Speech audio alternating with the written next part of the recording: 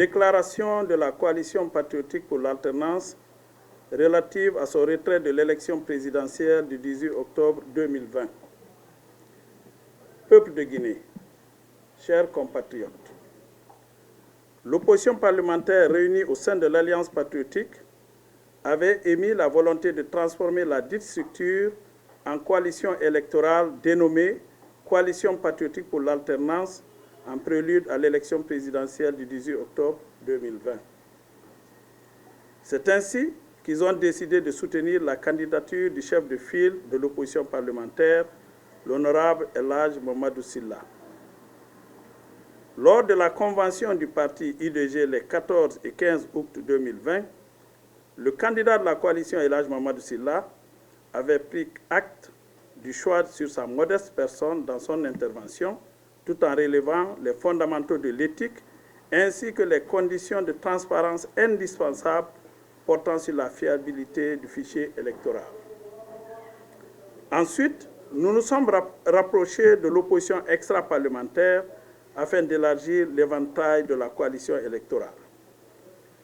Enfin, nous avons réussi à associer les partis politiques, notamment le PDC de Mohamed Cissé, les groupements féminins, les mouvements de jeunesse, les groupes d'intérêt économique, les associations, les mouvements de soutien, les citoyens engagés, etc., afin que cette élection citoyenne dépasse les clivages politiques, identitaires, ethniques, religieux et communautaires.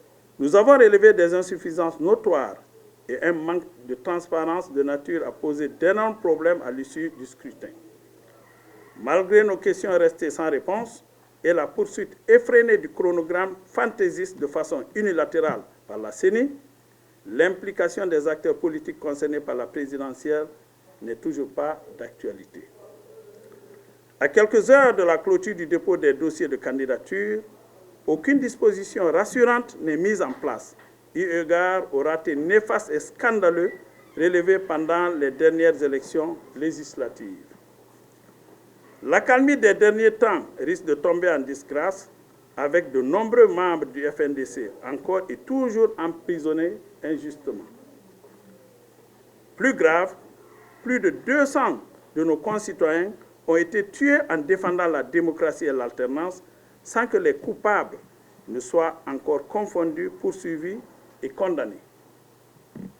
Les multiples violations des droits humains relevées sur toute l'étendue du territoire national ont été exacerbées par l'attaque ignoble contre les principales autorités morales des 4 coordinations régionales réunies en conclave au domicile d'El Hadj Serouna Souma à Tanene. D'ores et déjà, nous condamnons cet acte injustifié et inqualifiable et exigeons l'ouverture immédiate d'une enquête.